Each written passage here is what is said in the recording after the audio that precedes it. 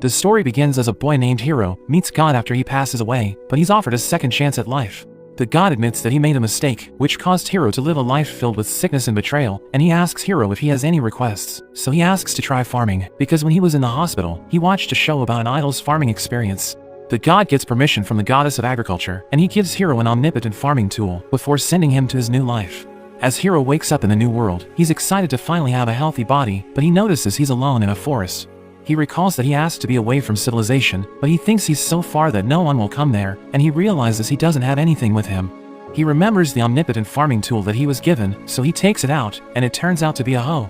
He gets to work, and realizes he doesn't get tired no matter how much he swings the hoe, and it even plows through the ground like it's nothing.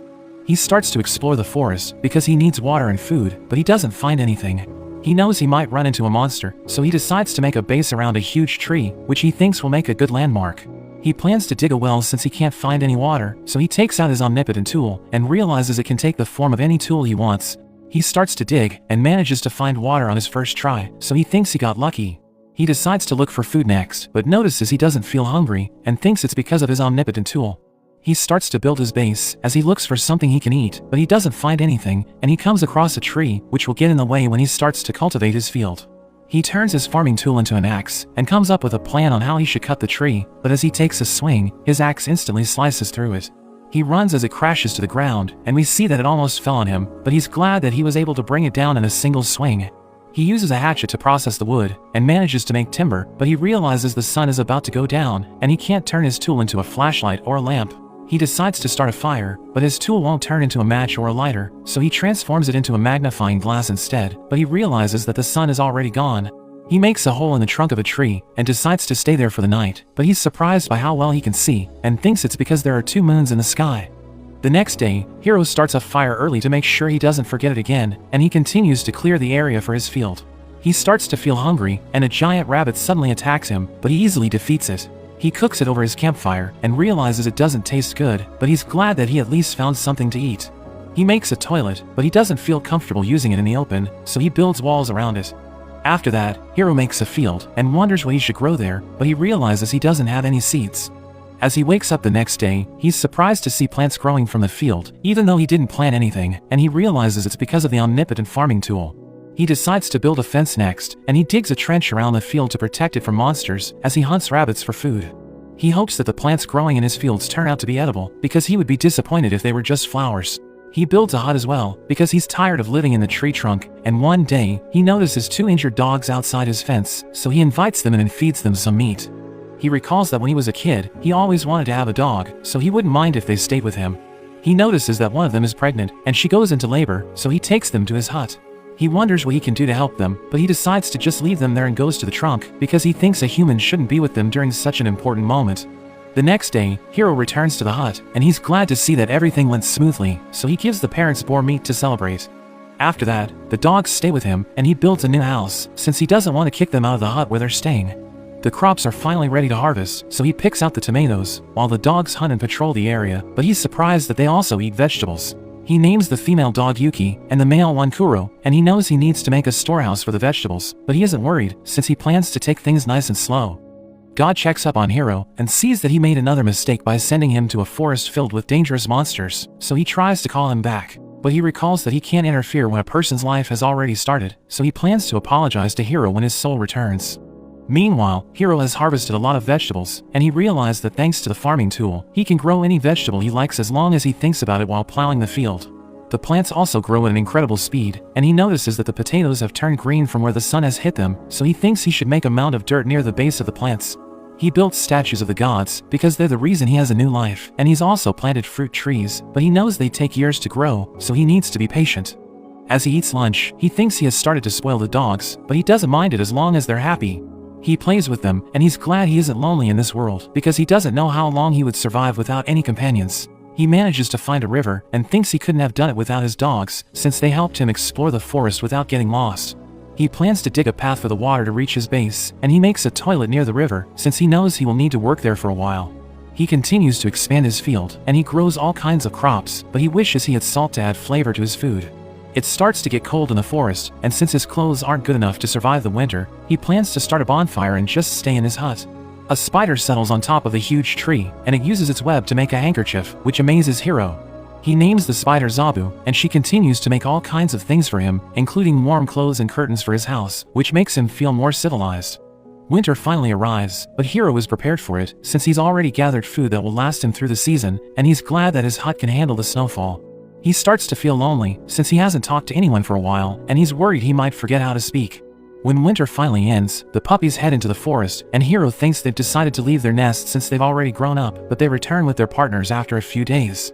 Zabu also shows up with a bunch of kids, so Hiro thinks he needs to work harder, since he now has more mouths to feed. Zabu suddenly sounds the alarm one day, and the dogs lead Hiro into the forest, where he finds a girl named Lu. She's afraid of his companions, so he calms them down, but as he gets close to help her, she bites his neck and sucks his blood. Her body glows as it suddenly matures, but the dogs attack her, and she once again turns into a little girl. She assures Hiro she isn't an enemy, and explains that she only sucked his blood to regain her strength, because she used up all of her energy, which is why she couldn't maintain her adult form. He feels bad that they beat her up, so he tells her she can drink his blood, but he doesn't feel anything no matter how much she drinks. As her body matures, he notices she's still small compared to earlier, so she explains that he might die if she drinks more, but he tells her to take as much blood as she likes. After that, Hiro takes Lu to his base, where she's amazed to see all the crops he's grown, and he picks out a tomato for her, which she finds delicious. He spends the day showing her around, and at night, she reveals that she came to the forest because she got into a fight with a few nobles, who tried to steal her research on medicinal plants. She thinks no one will come to the forest because of its reputation, but he has no idea what she's talking about, so she realizes he knows nothing about it. He knows he might never run into another person again, so he begs her to stay with him forever, but she reminds him she's a vampire, and notes that people are looking for her. He tells her he doesn't care, and explains that he came to the forest because he wasn't good at dealing with people, but he doesn't know how much longer he can survive living alone. She agrees to live with him, but notes that they just met, so he tells her they can get to know each other as they live together. She thinks he wants her to marry him, so he explains he just wants her to live with him since he's lonely, but she becomes upset, and reminds him that he told her to live with him forever. She wonders if she misunderstood it, so he tells her he meant everything he said, and begs her to stay with him again. She tells him to stop, because she already accepted his request, which makes him happy. The next day, Hiro wonders why Lu turns small, so she notes that it's for her own protection, because he won't think about touching her when she's in that state. She asks him if they can grow medicinal herbs, and he thinks they might be able to, so she tells him they need to look for the right seeds, but he tells her they don't need them. Hiro was glad Lu decided to live with him, because she used magic to light the place up, and even told him they're surrounded by salt, so he no longer needs to eat food without flavor. He shows Lu the fruit trees, and mentions that they take longer to grow than the other plants, but she's excited to see how they turn out. Zabu suddenly sounds the alarm, so they rush to check what's going on, and they notice a girl named Tia, who's been trapped by Zabu's webs. She cries for help, so he sets her free, and she uses magic to heal her wounds, but he notices that Lu is trying to get away. Tia recognizes her, and demands that she turn herself in, but the dogs attack Tia for acting hostile. They take her back to the base, and Lu tells her she went through the same thing, because her magic didn't work on the dogs. Tia wonders who Hiro is, so Lu blushes and notes that he's her husband, which shocks Tia. She tells him she's an angel, so he wonders if she serves God, but Lu notes that she's just part of a race of warriors that have more muscle than brain. He wonders why Tia is chasing Lu, so she explains that there's a bounty on Lu's head, because she went on a rampage. Lu notes that it's because a noble forced her to make strange medicines, but Tia knows that she spends all her time researching medicine, and when something doesn't go her way, she just blows everything up. Lu admits she went overboard, and tells Hiro she came to the forest to run from Tia, because she knows that Tia is stronger than her. Tia is surprised to hear this, since Lu never used to admit her weakness, and she tells Tia to stay with them as well. Lu shows her around the base to convince her, but when Lu introduces her to Zabu, she freaks out and passes out. Lu takes her to harvest the crops, while Hiro shows her how to pick out a cabbage, and as she eats it, she's surprised by how delicious it is. She spends the day helping them harvest, and at night, she tells them she had fun, so Lu convinces her to stay with them. They work together the next day, and Tia asks Hiro if they can make more strawberries, but he explains that even if they expand the crop field, they can't handle any more work. They come across the new puppies, and as Hiro picks one of them up, he realizes that their family is growing. He knows they won't be able to fit in the hut soon, so he makes a dog area near the field. But he sees that Zabu's children have left to start a new journey, and notices that a few of them are still there, so he plans to make a place for them as well. Tia tells him she needs to leave to take care of something, and as she flies away, Lu assures him she'll be back before they know it. Tia returns with a group of elves, and as they introduce themselves, Hiro is surprised by how similar their names are, so they explain it's because they're related. They note that Tia told them to come with her, and they ask for his permission to stay there, while Tia notes that they all share a tragic backstory. She reveals that their village was wiped out when they were dragged into a war by the humans, and they've been wandering around ever since, because they have nowhere else to go. They explain that they haven't been able to repopulate their race, because they couldn't find a place to call home, so Hiro tells them they can stay there if they get along with everyone else. They wonder who else lives there, so Lou introduces them to Zabu and the dogs, which causes them to pass out. After that, Hiro decides to build a huge house for them to stay in, and they see him cut down a tree in one swing, which makes them think he must be extremely strong. He knows they know more about construction than he does, so he just follows their instructions, and they complete the house in 10 days. Lou and Tia mention that the house is bigger than their hut, which makes Hiro jealous, but he's glad that he was able to learn their techniques. The elves start to get used to their new life, and he sees them eat the raw garlic they just plucked from the field, but he can't believe they're enjoying it. He's surprised that they use fire and eat meat as well, because he thought elves are one with nature and hate flames. One of them, named Leah, laughs as she listens to him, and notes that it's impossible to survive without using fire. He mentions all the stereotypes he heard about elves, but she tells him he underestimates nature, since it's so harsh that it will kill anyone who tries to live that way. She offers to do mining and blacksmithing for him to show their gratitude, so they build a workstation and craft a walk for him. He's amazed by the number of things they can do, and Leah explains that it's the benefit of wandering around for 200 years, but the only thing they can't do is settle down and reproduce. They notice that Hiro has a wheat field, so they ask for his permission to bake bread, and as everyone tastes it, they realize it's delicious. Hiro asks Leah if anyone owns the land they're on, and she reveals that it's under the Demon Lord's control, so he wonders if the Demon Lord will have a problem with his crop fields. But she explains that since nobody helped him build anything, the land now belongs to him. At night, Tia and the others talk about how amazing Hiro is, since he tamed monsters and grew the crops, but they can't understand why he doesn't know much about the world. Zabu shows Hiro a queen bee she caught, and tells him she doesn't want to eat it, so he decides to keep it as his pet. He builds a hut for the bees, and they make a nest in 10 days, so he wonders if he'll be able to get honey from them. After that, Hiro digs a reservoir for the water he plans to get from the river, but he hasn't put any time into it, since he's been busy with other things.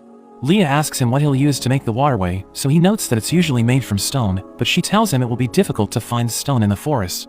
He thinks about using wood instead, but Leah notes that the gaps will cause water to leak, so he uses his farming tool on the dirt, and makes it as hard as concrete. They start to work on the waterway, and Hiro gets the elves to do the basic tasks, while he seals the seams and strengthens the foundation. They manage to fill the reservoir, which also brings in fish from the river, and he thinks they're easy to catch. But a big one suddenly comes in through the waterway, so he cuts it up and cooks it. Lou and Tia aren't sure if it's edible, since it's from the Forest of Death, and he tells them to eat it, but they want him to take the first bite. He notes that it tastes like salmon, and everyone reluctantly tries it, but they're surprised by how delicious it is. Hiro tells them he plans to make a rice paddy, so he plows the field and fills it with water, but they don't understand what he's doing. He gives them seedlings to plant, and they have a hard time with it at first, but they eventually get the hang of it. The rice plants grow quickly, so the elves harvest them, and they get it done in the blink of an eye. He notes that they need to thresh the crops, so he copies a thresher he saw in a museum, and shows everyone how to use it. He also teaches how to cook the rice, but Lou thinks he's chanting a spell, since they don't understand what he's saying. He tells Lou to use her magic to light a fire, so she thinks it's her chance to show everyone how powerful she is, and prepares to destroy everything, but he tells her he just needs a small flame. He makes rice balls, and everyone finds them delicious, but when he prepares to eat, he notices that the elves have already taken all of them. After that, Hiro sees everyone clean themselves with magic, so he decides to build a bath, and tells everyone about his plan. They think they can just wash themselves in the river, but he explains that they'll freeze during the winter, and notes that taking a bath improves their health. As they work on the bathhouse, Hiro is worried about throwing their wastewater back into the river, so Tia tells him they can use slimes to clean the water, since they eat waste products. He thinks they're dangerous, but she tells him it isn't true, and leaves to find slimes for the bath. Hiro puts the slimes in the wastewater, and as he goes to get firewood for the bath, he notices a mushroom. He recalls that he hasn't eaten mushrooms, since he can't tell if they're poisonous, and he decides to grow the ones he's familiar with, but he forgets about the bath. After the bath is ready, Hiro tells everyone how to use it, but they don't understand what he's saying, so they ask him to show them instead. He removes his clothes and gets in the bath, but he zones out for a bit, because it's been a long time since he took a bath. Everyone suddenly joins him, and they enjoy the experience, but he's embarrassed since he's surrounded by girls. The next day, the dogs bring more elves to Hiro, and Leah reveals that they also lived in the same village, but it's been 200 years since they saw each other. He allows them to live there as well, so Leah notes that they should build a new house for them, and take the chance to improve his house as well. They're excited to work for him, and Leah mentions that they should also start having children, but Hiro wonders how they plan to do that. Kuro notices that Hiro's female companions are increasing in number, and he thinks about how before he met Hiro, he lived alone in the forest. He had never lost a fight to a male, and thought he could do whatever he liked, but everything changed when he lost to a girl. They started to travel together, and he got her pregnant, so he was excited to have a pack, but they got injured when they fought a grappler bear. They had trouble hunting because of their injuries, and eventually arrived at the center of the forest, where even the grappler bear was afraid to come. He was surprised to see Hiro, since he didn't expect to see a weak human in the area, but he sensed limitless power from his farming tool. They thought their lives were over, but Hiro took them instead of killing them, so they decided to serve him as their master. Kuro is worried that Hiro doesn't know about their true nature, and we learn that they're vicious monsters known as Inferno Wolves. But he thinks everything will be fine, and he's just glad that his fate led him to Hiro. Leah shows Hiro and the others the new house, and they're surprised by how big it is, but he already knew it was going to be huge, because Leah had him put in a lot of work. She gives them a tour, and Lou and Tia are excited since they have their own rooms, but Hiro notices a locked door. He opens it, and sees a huge bed for 2 people, but he pretends that he didn't see it. Leah asks him to stay there for the winter, telling him to let them know if he wants to change anything, and he makes a statue of the dogs, which he puts right in front of the house. Lou and Tia ask Hiro what they will have for dinner, so he notes that he'll prepare curry, but he's never cooked it before. They harvest the ingredients for the curry, and he takes them to gather cumin first, telling them it gives the curry its smell. The next thing they harvest is turmeric, which gives the curry its color, but they only need the plant's roots, so he tells them to dry out the part that's sticking out of the ground. As he picks out cilantro from the crops, the dogs smell it and run away, so Lou and Tia realize they can use it against them. Hiro gathers all the ingredients, but he notices that Lou and Tia aren't with him, and Leah is the only one there to help him. They start to prepare the curry, and she likes the way it smells, so she's excited to eat it. Hiro realizes he forgot to make naan, and thinks about making rice instead, but he wants to eat naan with the curry. He knows it's usually made inside a stove, but it can also be prepared in a pot, so he makes enough for everyone to eat. After Lou and Tia arrive, Hiro serves it to everyone, and they think it looks strange, but they all find it delicious.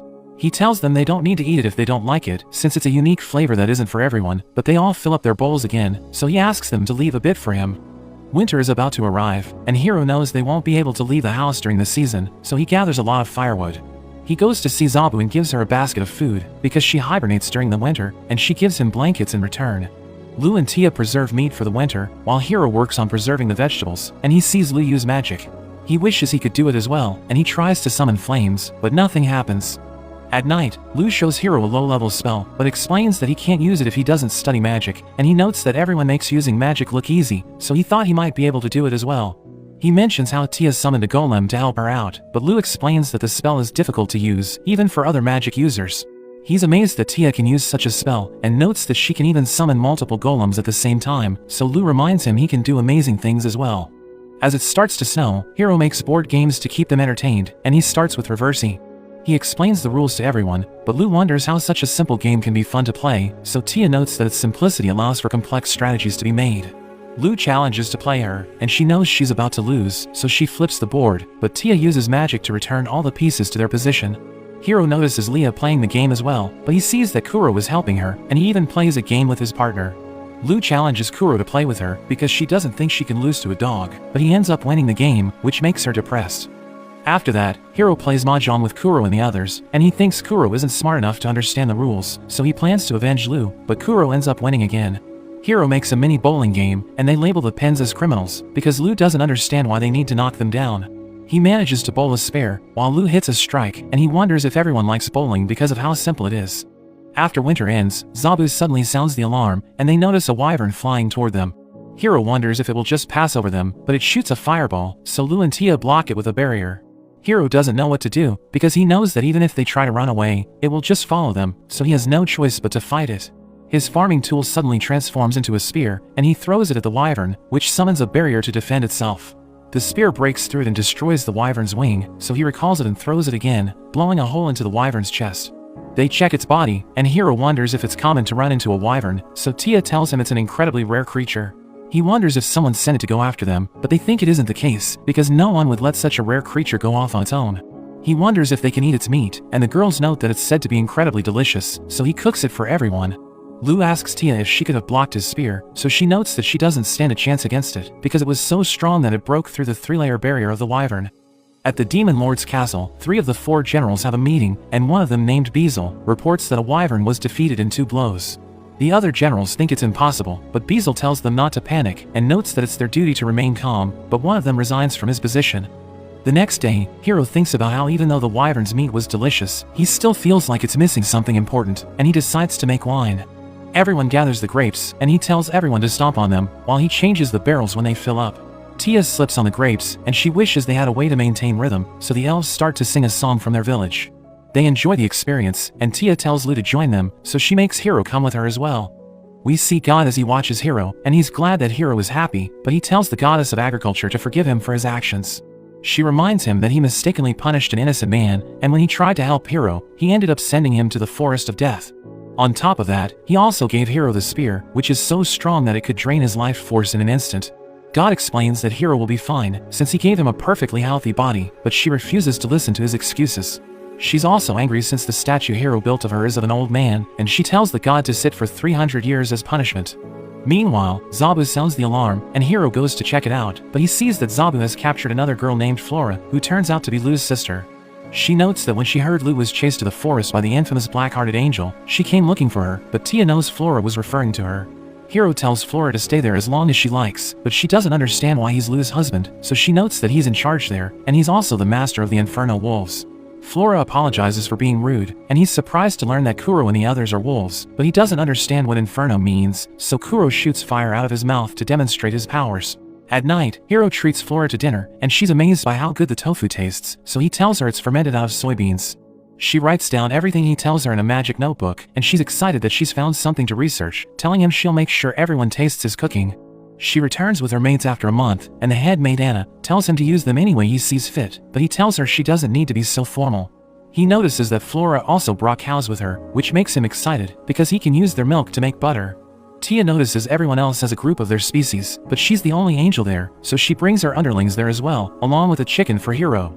After that, the mates take care of all the chores, but they aren't great at cooking, so he teaches them everything he knows, and they prepare a dish out of killer rabbits for him. Hiro checks on the angels that Tia brought, and wonders why they're wearing battle attire, but he realizes that Tia plans to have them act as their security. As he thinks about how much the population has increased, Leah brings even more elves with her, and he wonders why there aren't any males among them. She reveals that none of them survived, but they aren't worried about it, because they plan to repopulate their species. Hiro gathers all the representatives to name the village, and Luz suggests naming it after him, while Anna thinks they should name it after the forest. He doesn't like their ideas, but Zabu points to a door, and as Hiro opens it, he sees the huge tree outside, so he names their town the Great Tree Village. He throws a party to celebrate the occasion, and everyone starts to call him the mayor, so he notes that they will decide that in the future, but they tell him he's the only person suitable for that job. Beazle visits the village, and after he gives a gift to Hiro, he mentions that the Demon Lord wants to talk to him about his settlement. Hiro thinks he will demand taxes for living on his property, and wonders if he should talk with Lu and Tia before doing anything, but he knows he's the mayor, so he needs to step up and take charge. He tells Beazle that if the Demon Lord is willing to accept them on his land, they will pay 10% of their harvest as tax payment. But he wonders if he started too low on the percentage, since Beazle doesn't seem to be happy. He immediately accepts Hiro's proposal, and draws up a contract, which mentions that they will pay 10% of the harvest from the fields. But if the Demon Lord is interested in anything else they produce, they will need to trade for it. Hiro sends Beazle back with a gift, and he wonders if he did a good job, so Lu mentions that he was great, since paying taxes means they're under the Demon Lord's protection. Tia is surprised that Beazle accepted the 10% payment. The agreement makes the Demon Lord officially recognize them as residents, and his officials can't correctly measure how much they harvest during the year, so Anna tells Hiro he did an excellent job. Lu checks out the gift Beazle gave Hiro, and realizes it's an almighty medicine that can heal any injury, so she's excited to use it. Meanwhile, Beazle tells the other generals that Hiro and his village are under their protection, which makes them wonder why Hiro would do that, since he's strong enough to take down a wyvern. They think Hiro might have a hidden motive, and Beazle explains that he had no choice but to accept his proposals, because the Vampire Queen and the Angel of Annihilation were with him. On top of that, Hiro had a pack of Inferno Wolves, as well as an army of High Elves, and the group that took him to see Hiro was a trio of killer angels. So he thought that if he didn't accept Hiro's offer, they would have executed him on the spot. He shows them the gift Hiro gave him, and one of them, named Gratz, realizes they're just apples, so he eats one of them. Beazle notices the clothes the apples were wrapped in, and realizes they were made by a great demon spider, and they can't believe it, because demon spiders are so powerful that the previous Demon Lord couldn't defeat them. The ruler of the dragons, named Drime, visit Hiro with a man named Gucci, and they give him a gift, but he wonders what they're doing there. Gucci notes that Drime's lair is south of their village, and even though they're quite far apart, they still consider him their neighbor, which is why they have come to offer a formal greeting. Hiro wants to invite them inside, but Drime is too huge to fit in his house, so Gucci tells him to transform into his human form. As Drime drinks alcohol, he tells Gucci he wants to stay there, but he reminds Drime that he needs to protect their home. He notes that he can intercept any attackers from there, but Gucci tells him they can't overstay their welcome, so they end up flying back. The next day, Hiro tells Lian, one of the High Elves named Lafa, that he plans to build a guest house that can fit 4 people, but they tell him that won't work. They explain that people need to climb mountains and cross the forest to reach their village, so they will usually come in huge numbers, which is why the guest house must be big enough to accommodate 30 people. He also decides to change how they greet people, because the angels usually capture people and bring them to him instead of a proper greeting, and everyone prepares for battle when Zabu sounds the alarm. They make a different bell for when they have visitors, and he plans to greet the guests with Lu and Tia. But Anna and the leader of the lizard men named Daga explain that their enemies might try to sneak in with the visitors, so he adds more people to the welcoming party. He tells Flora to watch the guests who stay there until nightfall, but she offers to watch them the whole time instead, and he realizes she and Lu can go without sleeping for several days. After that, a group of people visits the village, and their representative Garf reveals that they're from another village called Howling, and explains that they have come to build connections. Lu asks him if he has other companions, so he explains that he doesn't, but the dogs catch the ones hiding behind the trees. He apologizes and explains that they got left behind, but she warns them to be on their best behavior, since there are dangerous people in the village. They head to the guest house, and the maids welcome them, but Tia suddenly locks the door. She notes that everyone who has come there has brought gifts, but Garf and the others came empty-handed, so they will be treated with less hospitality. Hiro notices the food being served to them is basic, so Anna explains that it's because they didn't bring any gifts, and she doesn't want to serve them wine, but he makes sure they get at least 2 glasses per person. He feels sorry for them, but Tia tells him to get rid of such emotions, because they need to find out what they're after. Hiro asks Garf about the Howling village, and he learns that they survive by hunting and mining, but they're in trouble because their relation to the human village they trade with has become unstable. They're looking for someone else to trade with, and Garf mentions that they want to deal with physical objects instead of money, because their village doesn't have any currency. He wants Hiro and the others to come to their village to get the materials, since it was incredibly difficult for them to get there, but Hiro explains that they will face the same issue as well. Garf notes that they know how to navigate the forest better, because they've been living there for a long time, and Hiro accepts his proposal, since he can just have Kuro and the others carry the materials. Hiro asks him when he wants to trade, so he notes that they plan to give objects made from ores in exchange for food, and Hiro accepts the deal. As they prepare to leave, Garf apologizes since they didn't bring a gift, and explains that they don't have that custom. He promises to get them something next time, even though it won't be something fancy since their village is poor, but Hiro tells him it's the thought that counts. After that, Tia and her lizard men decide to go to the Howling village, and Hiro wants to join them, but Lu notes that they can't just send their leader the first time they visit a new place. It usually takes 10 days to get there, but Drime agrees to carry them in exchange for a barrel of wine, and even though he's been visiting them often, no one minds since he always brings gifts. As Tia and the others return, she mentions that the people of the Howling village were scared of them at first, but everyone started to gather around them when they offered free samples. Drime is sad because she also gave them his wine, but Hiro tells him he can drink as much as he likes during dinner, which cheers him up. Tia notes that the mayor of the Howling village wants to send 20 women to live with them, but he thinks their village won't have a future if they have no men, so he agrees to the request if they also send young men. One of the girls from the Howling village named Senna tells Hiro to use them any way he likes, as long as he doesn't abandon them. He tells them to make themselves at home, and assures them he will never kick them out, but he asks her about the men he requested. She reveals that she brought 3 of them, but he sees that they're just kids, so the elves realize they need to wait for them to grow up. Senna and the others get comfortable with their new home, and as she uses magic to save a kid from falling, Hiro realizes he and the kids are the only ones who can't use magic. The ground suddenly starts to shake, which makes him wonder if it's an earthquake, but one of the angels, Gra Maria, tells him a grappler bear and a viper snake are fighting in the forest. She notes that if they keep fighting, it will affect the village, and she explains that they can't jump in without a plan, but he asks her if the monsters can be eaten. She carries him to the monsters, and she thinks they should get back up before engaging, but he tells her to fly close to them, and he instantly cuts them down. He drags them back to the village, where he cooks the bear and wine, which makes everyone think he's wasting the precious wine they worked hard for, but he assures them it's a normal way of cooking. He fries the snake, and he's surprised that it tastes like fried chicken, but he feels like something is missing. He goes to meet Flora and asks her if she has anything that can eliminate microorganisms, so she gives him a bottle that will do the job. He asks her how the preparation of miso is going, so she notes that she did everything he told her, but still hasn't made progress. The explosions from the process have destroyed her hut 3 times, so he decides to help her, and he gets eggs from the henhouse, which he uses to make mayonnaise first. After that, they start to simmer the soybeans they soaked in water, and he makes the koji mold with his farming tool. They mix the koji with salt and make balls, but Hiro tells her they need to let it age in the cellar for a few months, because it will make the flavor more intense. They're interrupted by Lu, who reveals that a group of dwarves led by a man named Donovan has come to visit them. Hiro goes to meet them, and Donovan asks him to give them alcohol, but Tia and Lu tell Hiro they can't give away their wine for free. Donovan explains that they don't have money, but they have the technology to make alcohol out of their crops, which excites everyone. The dwarves make whiskey out of the crops, and as Hiro takes a sip, he realizes it's stronger than wine. The dwarves stay in the village to work as brewers, and once they have made enough alcohol, Hiro throws a party. Drime joins them as well, and once he gets drunk, he notes that he'll show them their new technique, but Gucci drags him out. Hiro asks Donovan if he likes any of the women in their village, but he notes that they're too young, and they aren't for him if they can't grow a beard. The next day, Hiro notices a dragon on its way to their village, so he prepares to launch his spear at it, but Drime attacks it first. Another dragon arrives at the scene, and Hiro throws his spear, but he misses, so he prepares to attack again, but Gucci stops him since they aren't enemies. They transform into their human form, and Hiro learns they're Drime's wife and daughter, who followed him since he's been sneaking out at night. He assures them he's there on diplomatic business, but his wife Gerlun thinks he's hiding something, so he asks them if they really think he has the courage to have an affair, which puts them at ease. Hiro apologizes for attacking them, but Drime notes that it's their fault, so he makes his wife and daughter apologize to him. After he leaves, Gerlun mentions that she didn't think there was anyone in the world who could overpower them, and she notes that the only reason she's alive is because Zabu saved her from Hiro's spear.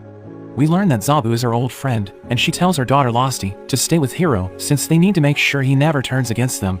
Hiro has no problem with her living with them, but she keeps breaking things because of her dragon strength, so he doesn't know what work to give her. He notices Kuro hiding behind him, so Tia explains that the animals are afraid of dragons, but notes that in addition to their great power, they also have knowledge and wisdom. Beazle returns to the village, and he meets Losty, who notes that she's in charge of the diplomatic relations. He explains that he's there to ask for oranges, but she tells him they're low on supply, and he accepts anything she gives him. Beazle tells the other generals that Hiro has a dragon with him as well, and they think they should send a spy to his village, but Beazle notes that he has a plan. He tells his daughter Florim to go to the Great Tree Village and warns her to keep her safety in mind, but she assures him she'll be fine. Florim heads to the village, where Losty greets her, and she's surprised that such a powerful dragon is there. She starts to show Florim around, but she needs to leave since a visitor from Howling has arrived, so Florim thinks it's her chance to analyze the village's strength. She's shocked to see the powerful people in the village, and thinks Losty is strong enough to lead such a powerful organization, but she knows she isn't their leader. Hiro runs into her and asks her if she's lost, but she doesn't understand what a human is doing there. She thinks he's weak, so she tells him he doesn't need to worry about her, but Losty tells her he's their mayor, and notes that he's strong enough to defeat her. Florim can't believe it, and realizes she was rude to him, so she starts to help around the village, and she greets him properly when she sees him again. The slime Tia brought starts to multiply, and Hiro doesn't pay much attention to it since it's harmless, but one of them drinks a whole barrel of wine, which annoys everyone. They think they should burn it as punishment, but Florim explains that it can't reflect on its actions since it's a slime, so they should just leave it be, and it starts to join them during feasts and celebrations. Hiro is glad autumn has arrived, because it means they can get more work done, but it makes him hungry. He makes a hot pot for everyone, and wishes they had seafood, so Lou tells Flora to start her research on the sea creatures he mentioned, while Tia wonders if they can even eat crabs.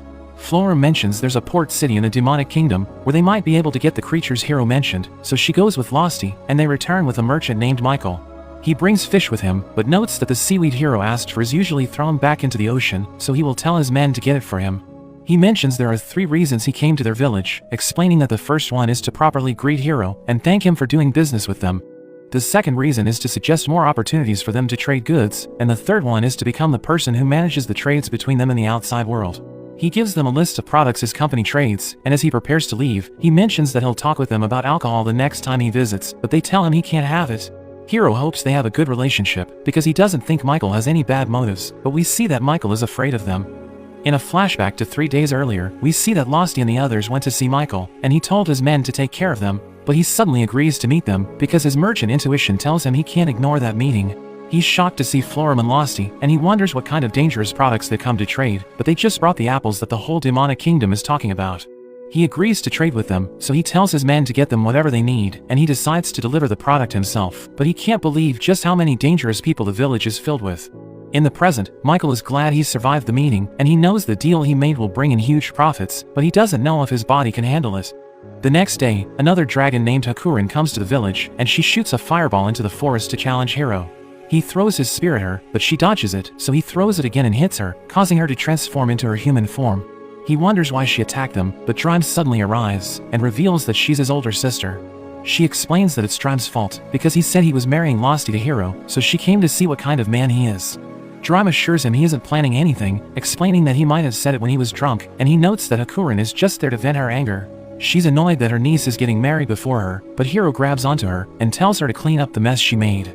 After that, Hiro treats Hakurin to dinner, and she's jealous that Drime eats such amazing food every day, while Losty apologizes to Hiro for her behavior. She tells Hiro to play mahjong with her, but she wants to bet something on the game, so they decide to play strip mahjong.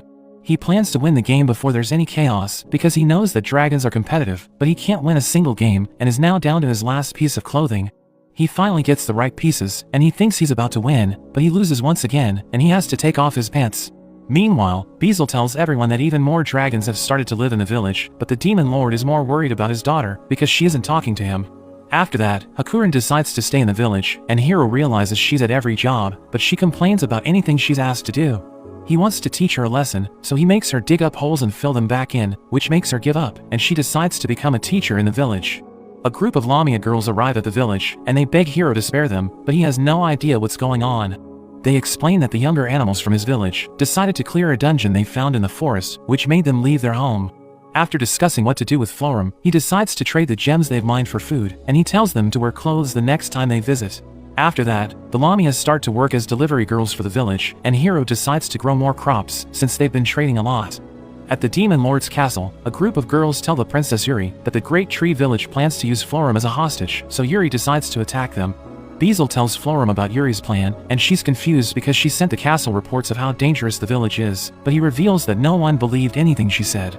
He tried to convince the Demon Lord to stop Yuri, but he's too soft on his daughter, so Florum needs to stop the invasion. She knows that if the wrong people in the village learn about the attack, they will destroy the demonic kingdom, so she thinks she needs to stop the invasion without the village's forces. The next day, Florum orders the Lamia to attack Yuri's army, and the soldiers realize they don't stand a chance, so they immediately surrender. Florum makes the girls who convinced Yuri to attack the village stay there, and she tells Hiro he can dispose of them if they do anything suspicious. She adds that Yuri will stay with them as well, so that she can observe how things work in the village, because she thinks the conditions must be harsh. After he leaves, Florum tells everyone to make sure no one finds out they tried to attack the village, which is why Yuri won't get any special treatment. She shows them around, and Losty introduces herself to Yuri, but the girls think they'll be the country's laughingstock if they stay there. They try to run away, but they're caught by the wolves in Zabu, which makes them realize they can't escape.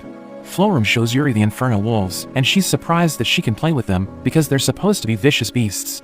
Florum asks her why she tried to attack the village, even though she warned them not to get involved, so Yuri notes that it's her fault, since she vanished without saying anything. She heard that Florum was taken hostage, which is why she came to save her, and she's annoyed that Florum is acting like they aren't childhood friends, so she assures Yuri she'll explain everything. At night, Hiro is glad that Yuri and the others have adapted to the village's lifestyle, and he wonders why Lu's height hasn't changed throughout the day, so she explains that her transformation magic isn't working. The next day, Yuri decides to do farm work, which surprises her followers, but she makes them help as well. She prepares to leave the village, and Senna gives her a basket of food made from the wheat they harvested together, but the other girls decide to stay there, since they want to repay everyone's kindness. At the castle, the Demon Lord tells Beezle that Yuri has been acting strange ever since she returned, and Beezle notes that she has matured, but the Demon Lord wonders if she met a man. After a while, everyone harvests their pre-winter crop, but Hiro realizes their crops no longer fit in the storage house. He tells Losty and Hakurin they can give the extra food to their parents, so Losty drops it off at Drime's house, and she also takes the crops to Michael for trading. He tells her about a monster that attacks their trade vessels, so she defeats it, and takes its meat back to the village. Hakurin carries the crops to her parents, but on her way back, she finds a group of mountain elves, and brings them back to the village. Their leader Yao tells Hiro they live in the mountains, but they've been having trouble finding food, which is why Hakurin brought them there. Yao notes that they will leave if Hiro doesn't want to have them, but he tells them he's just thinking about where they will sleep until he builds a house for them, which makes them happy. Yao mentions that they will at least hunt their own food, but she can't catch anything, and Hiro tells her not to hurt herself. She notices that he's trying to make pottery, but the soil that he has isn't good for it, so she finds better quality soil and makes different items for him. Leah tells Hiro that Yao has found a new dungeon in the forest, and she thinks it must be dangerous, but they send a team to investigate it. At night, as Hiro takes a bath, Florum catches the girls who came with Yuri outside the bathhouse, and they tell Florum they plan to wash his back to get on his good side, but she convinces them not to do it. As the survey team returns, they tell Hiro they found a bloody viper in the dungeon, and they suggest sending an extermination team to get its meat. He wonders if it's important, so Yao notes that it improves the relationship between husband and wife, and it's also said to bless people with children, but he explains that they need to talk to everyone before they make a decision. Luz suddenly gets sick, but she assures everyone she's fine, and notes that she's been craving sour foods. Senna mentions that someone in the Howling Village had the same symptoms, and Hiro wonders what happened to them, so she reveals that they had a baby, which shocks everyone. As Hiro wakes up, he runs into Lu and asks her if she's okay, so she tells him he doesn't need to worry about her. He thinks about how he wakes up at noon, because Anna and the other maids insist on waking up before him, and Anna tells him it's his job to keep an eye on things around the house. She mentions that the wine slime broke in last night and drank an entire barrel of wine, but they had put that barrel to make sure it doesn't get near the other barrels, so he's glad their plan worked. It's time for breakfast, but everyone can't fit in the dining hall, so they split into 3 groups. He notices that Flora is tired, and she explains it's because she hasn't made any progress in making miso, but he tells her to rest. Gran Maria tells him the killer rabbits tried to break in yesterday, but Kuro and the others caught them, and she doesn't mind them trying to sneak in, because it gives them more meat to eat. He thinks about how the angels are incredibly lazy when they're off duty, and they can't do any chores, but they make up for it by protecting the village.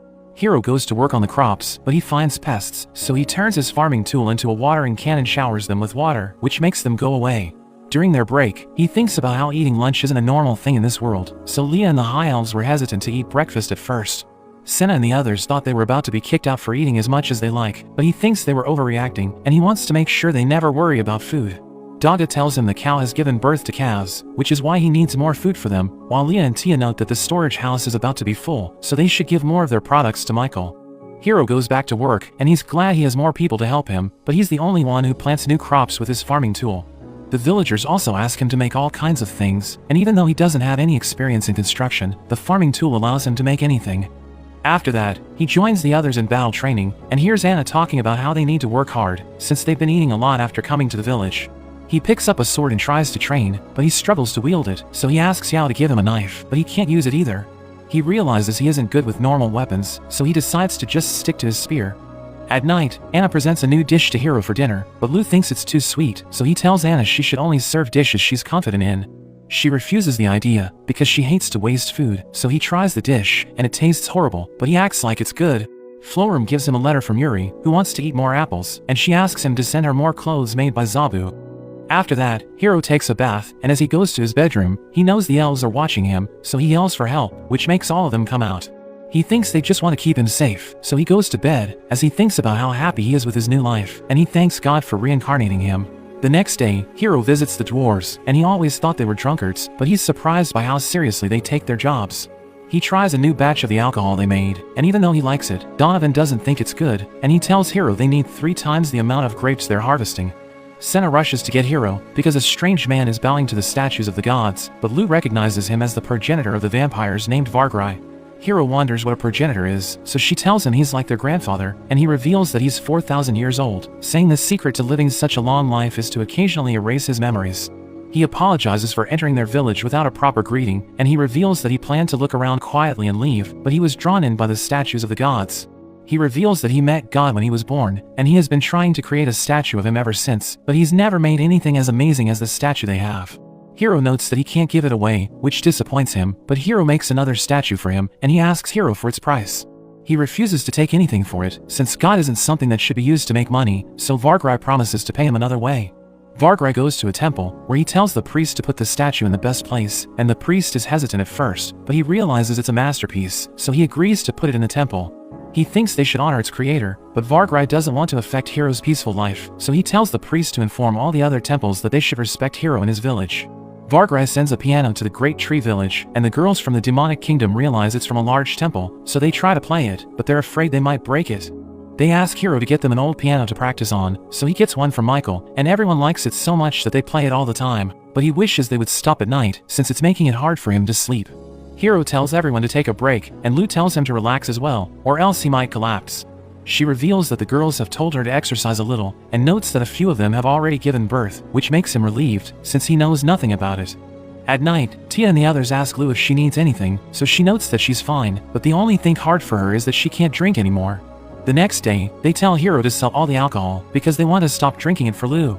He's glad to see how devoted they are, but he explains that alcohol tastes better the more it ages, so if they can control their urges, it will taste even better when they drink it. Donovan asks Hiro if they've done something wrong, because no one is drinking their alcohol, so Hiro tells him what's going on, which puts him at ease. Hiro goes to Lou's room to check on her, because it's almost time for her to give birth, and a flower in her room catches his eye, so she notes that Tia and the angels got it for her. They're interrupted by Yao, who gives her the Mountain Elves' secret medicine, while Losty gives her a gem that helps with magic recovery. Anna makes a pudding for her, and Flora makes a tomato and tofu miso soup, which she finds delicious. Daga notes that he doesn't know how to help her, since lizard men are born from eggs, so he offers his blood to her, but she doesn't think she can bite through his tough skin.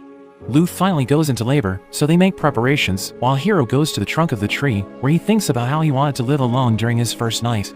But he now has everyone with him, which is why he's sure everything will be fine. The next day, Hiro goes to check on Lu, and he's glad to see that everything went smoothly. She tells him to hold his son, and as he picks him up, everyone tells him to be careful. It finally hits him that he's a father, and he wishes his son would never need to face the problems he had in his previous life, so Lu notes that they will raise him to be strong, but Hiro panics as he starts to cry. They name the child Alfred, and Hiro thinks about how much everything has grown, so he wants to reward the villagers. He gathers everyone, and tells them he's planning to implement a new system, where he'll give them reward medals, which they can use to buy anything. He's taking care of distributing everything, but it's becoming more difficult for him, because the village has grown a lot. They ask him why they can't just trade goods, so he explains it's because everyone has different values for things, but it won't be a problem with the new system. He gives everyone 3 reward medals, while he gives 30 of them to Kuros and Zabu's family, so they use the money to buy whatever they like. But it increases the demand for specially made furniture and toys, which makes him work even harder. A kid gives her reward medals to Hiro, and asks him to give her a baby, but he explains that he can't do that, and plays with the kids for the day. After that, Hiro throws a feast to celebrate the birth of his son, and Lu knows she made everyone wait so long, but he tells her they couldn't throw a party right after she gave birth. He notices she has the wooden hammer that Donovan gave her, and he brings a specially made barrel of wine. Hiro helps her open the barrel, and Donovan wonders how they like the wine, but Lu tells him she can't drink while she's breastfeeding. He suggests keeping a bottle of it so that she can let it age before she drinks it, and she thinks it's a great idea. At the Demon Lord's castle, Beazle tells everyone about Alfred's birth, and they realize they don't stand a chance against the villagers. They think they should maintain a good relationship with them, and they consider marrying off a girl from their kingdom, but the Demon Lord tells them he will never send Yuri. We see Michael as he prepares a gift for Hiro, and thinks he should congratulate him properly, since he wants to make sure their relationship lasts for a long time. In the village, Tia and the others tell Hiro there are over 100 people who want to move there, so they think they should make a new village. He explains that it will be a lot of work, but they don't mind it, because they want to make everyone happy. Hiro thinks about how everyone's busier than usual, because a lot of new people are about to come and live with them, so they're working hard to make a new village. Anna serves them lunch, and he's excited to try it since it's a new dish, but Tia thinks they should share it with everyone, so he mentions that he'll give it to them. As he goes to check on everyone, he sees that they're all buried in work, and he tries to give them food, but they tell him they don't have time to eat. Hakurin touches Losty's nose with a feather, which makes her sneeze, and it blows up the documents in front of them. Everyone can't believe what just happened, but Hiro calms them down, and notes that Florum is getting more people to help them. She arrives with girls from the demonic kingdom, and before Hiro leaves, he tells her to give everyone the food he brought after they calm down.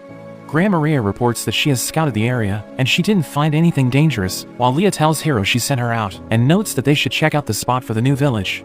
He wonders if he should pack a meal for the road, but she tells him not to worry about it, since they aren't going too far.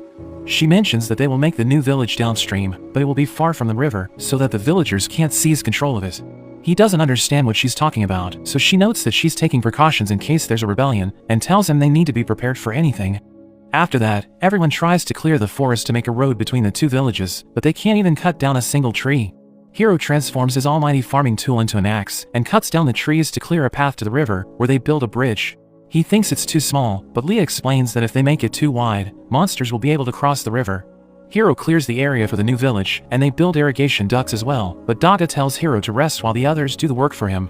Hiro builds a statue of Zabu, and wonders if he should make it bigger, but Lu reminds him he's supposed to be resting. He thinks about how hard he had to work when he was alone, since he didn't even have nails, so he's glad everyone's there to help him. Hiro realizes everything's going smoothly, and Leah asks him if he knows how many people will stay there, but he tells her he has no idea. They're interrupted by Grandma Maria, who gives them a message from Drime, which mentions that he's currently bringing the new residents. As Drime arrives, Hiro notes that he should have at least sent a messenger, so he explains that he sent a wyvern, but he ended up getting there first. He introduces the Minotaurs who are about to move there, which surprises Hiro, because he expected them to look like monsters. Their leader Gordon introduces himself to Hiro, and mentions that they've been exiled from their village, so they were wandering around looking for help. Drime notes that they're struggling to support their children, which is why he brought them there as soon as possible, and Hiro tells Anna to prepare food for them. She makes rice porridge, and he wonders if there's something the Minotaurs can eat, but no one knows anything about their kind. A lizard man named Narf mentions that he used to live with Minotaurs, so he talks to them and makes them feel comfortable. After that, Hiro shows the Minotaurs their new home, but they realize the houses are too small for them, so Hiro thinks they need to come up with a solution. Florum tells him Beazle is bringing the new residents as well, but they notice he's exhausted when he arrives. He explains that the situation took a sudden turn, which is why he had to use teleportation magic to get everyone to safety, so Hiro tells him to rest. He notices that the new residents are centaurs, but their leader Gruld tells him to stop staring at her. She introduces herself as a relative of a Viscount and tells him to make arrangements, but a girl named Letitia explains that everyone's busy at the moment. Gruel tells them to do something about it, but Letitia reminds her that she came there looking for help, so she needs to change her attitude. Gruel becomes angry hearing this, but Letitia reveals that she's the daughter of Count Daura, so Gruel realizes she's nothing compared to her and apologizes for being rude. Letitia asks Hiro to let her help them, since they're connected to her family, but he wonders if everything's okay at her home, because the war might create refugees, but she tells him it's nothing to worry about. They take the centaurs to their new home, but the houses are too small for them as well, so they ask the Lamia to let the centaurs stay with them while they think of a solution. After that, a group of girls arrive at the village, so Hiro introduces himself, but they don't say anything. The tree stump they're holding starts to talk, and she introduces herself as their representative Igu. We learn that the girls are tree spirits that can turn into plants, and they transform into trees whenever they encounter monsters, but if they're damaged, it takes them a while to turn back. He wonders why Igu turned into a tree stump, so she explains that it allows her to travel easily, and notes that their lands suffered after the humans cut most of the trees. But Michael told them about the village, so they decided to go there. He asks them what they want to eat, but she mentions that Michael showed them the amazing fruits from the village, which means the soil must be good. Hiro takes them to an empty field, but they just stand on the soil, and Igu mentions that they only need water, sun, and soil. Hiro thinks the houses that they built will finally be put to use, but Igu notes that they need sunny outdoor spaces, so he tells her he'll build huge windows, but she explains that they prefer to live outside. They give the houses to the kid minotaurs, while the centaurs live in the stable, and the tree spirits stay in the fields. Tia notes that they need to prepare food and other necessities for everyone, and Leah isn't too thrilled about it, since it means more work. But Hiro tells her they need to design new houses as well, and it makes her excited. The next day, Hiro gathers the representatives of the new residents, but Gruel bows in front of him, so he tells her she doesn't need to be that formal, since they will all be living together. Letitia tells him to act high and mighty, so he tells Gruel to raise her head, and notes that he expects great things from her. He appoints Narf to take care of the Minotaurs, while Letitia will attend to the Centaurs, and a girl whom Senna recommended for a higher role named Mamu will help the tree spirits. He decides to build separate villages for the Minotaurs and Centaurs, and he asks Losty and Hakurin to help clear the area, so they transform into dragons, but he tells them not to burn the trees. He points in the direction he wants to make a road, so Losty punches a tree to clear a path, but Hakurin refuses to be left behind, so she clears a path as well.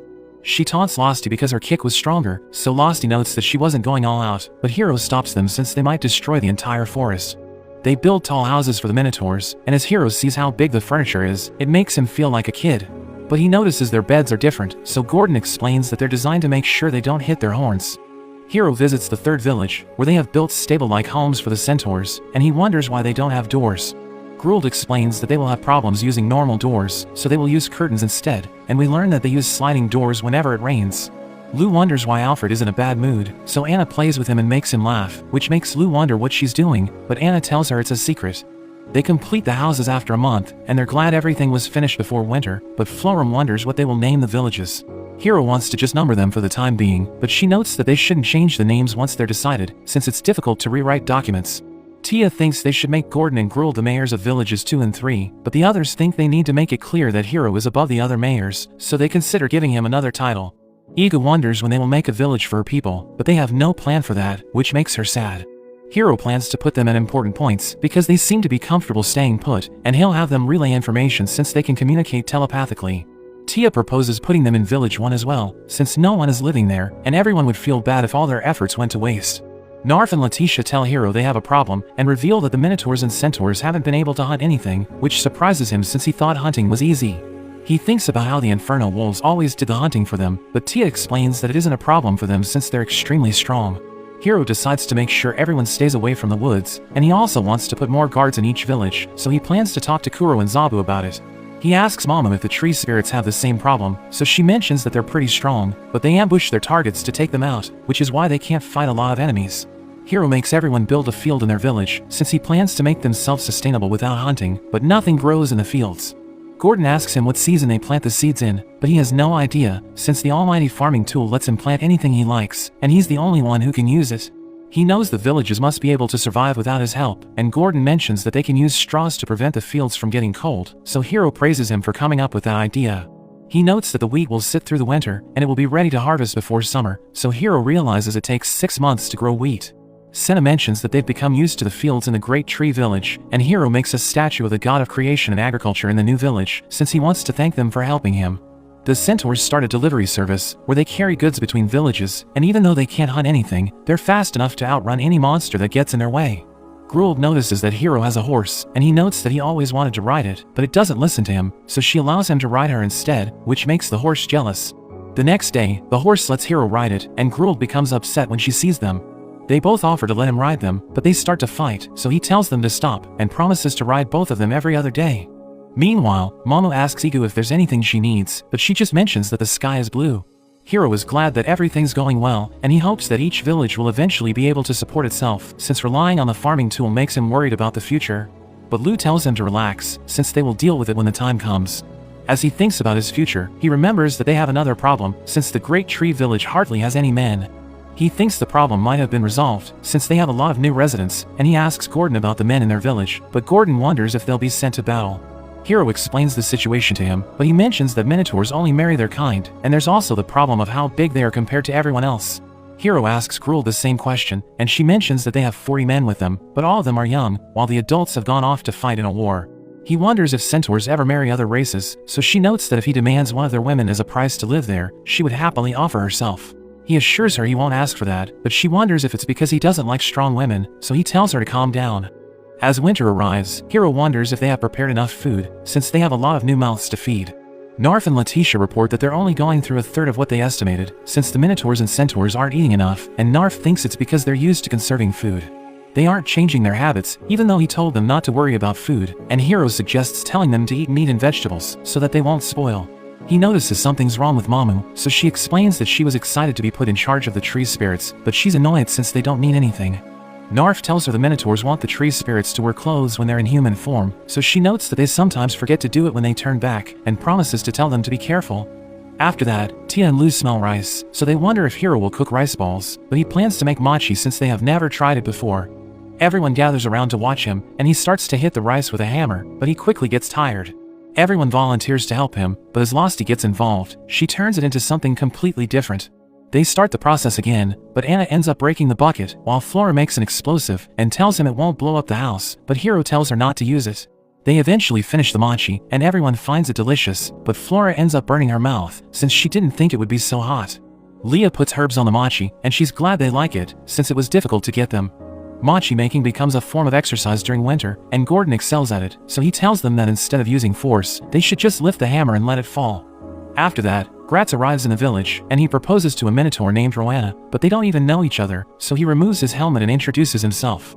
Beazle explains that Gratz wanted to come there to check everything out, since their relation with the village is important for the kingdom, but he fell in love with Roanna at first sight. He asks Hiro to tell him the conditions for marrying Roanna, since she told him to get Hiro's permission, so he asks the girls from the demonic kingdom how they ask for someone's hand in marriage. They mention that their parents choose their spouses, but Letitia thinks Gratz's love for Roanna is like a fairy tale, where they must get past Hiro to be together.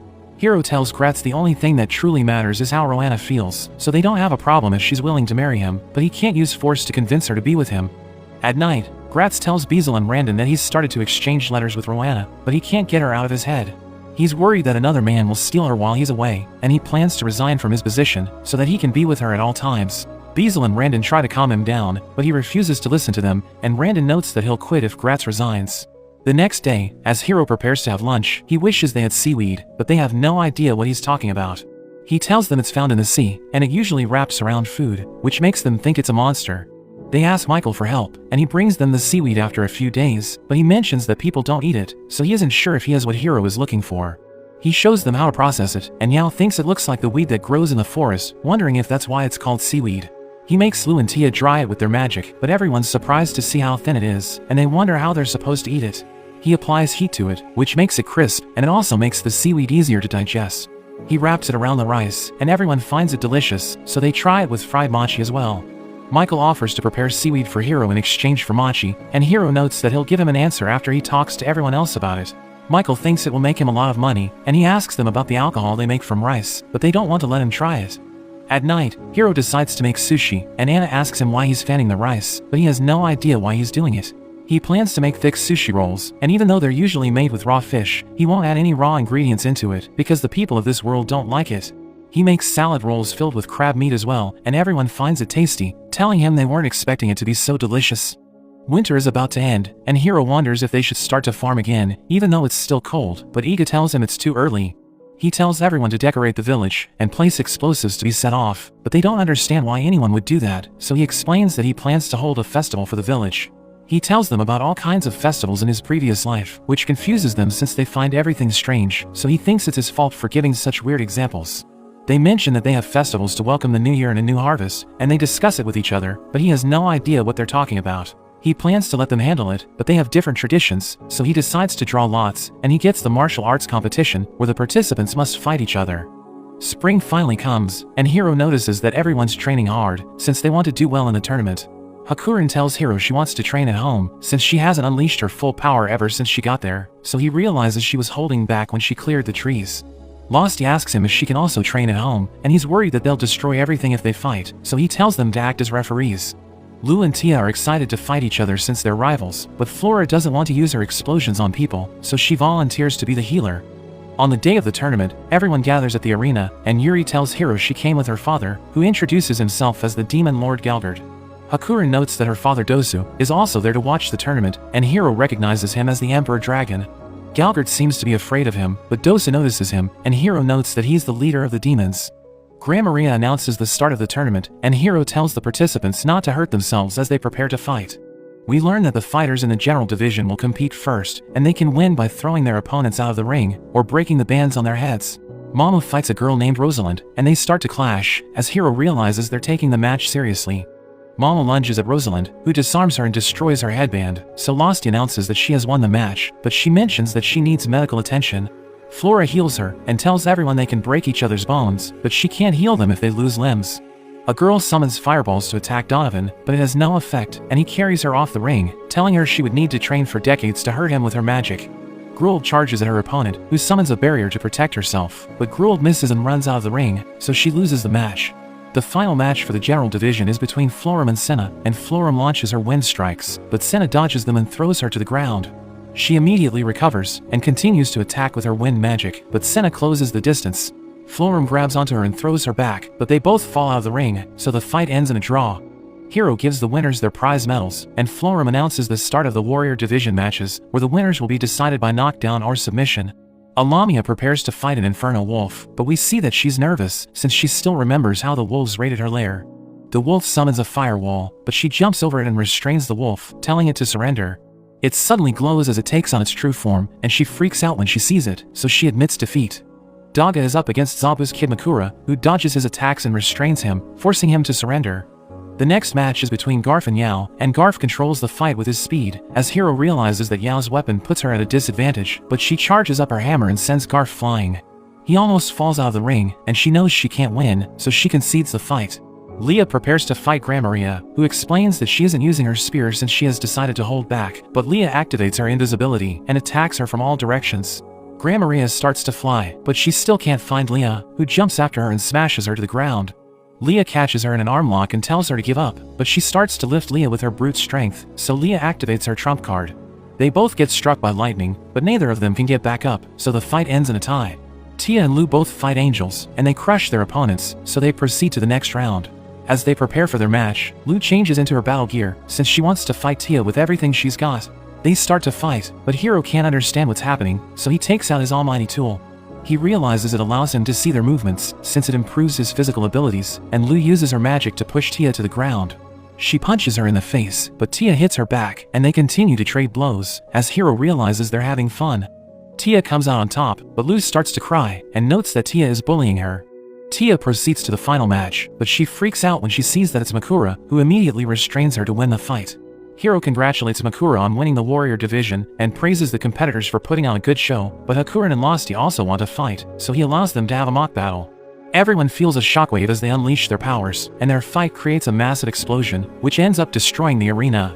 Hakurin wins the match, and Lu is upset since their battle caused so much damage, but Hiro is just glad that everyone enjoyed the festival. Hiro picks up a radish, and after Senna cleans it, he takes a bite and tells her it's delicious. She also tastes it, but realizes it's spicy, and Hiro tells her it's because she bit the pointy end, which is the spiciest part of the radish. He tells her about the foods they can make with radish, but a group of kids suddenly interrupts him, and tells him there are strange people looking for him. He sees Vargrai and his companion bowing before the statue he made, and Vargrai tells him they haven't met for a while. Hiro takes them back to the house and asks about his companion, so she introduces herself as Fushu and reveals that she's a Korin priestess. Vargrai reveals that the Korin religion is a mixture of all the religions recognized in this world, and their followers are free to praise their own gods. Lu adds that Vargrai is the leader of Korin, while Fushu is so important that parades are held to celebrate her presence, so Hiro thinks they should hold a bigger reception for her. But she tells him it's okay, and asks him to save her son's life.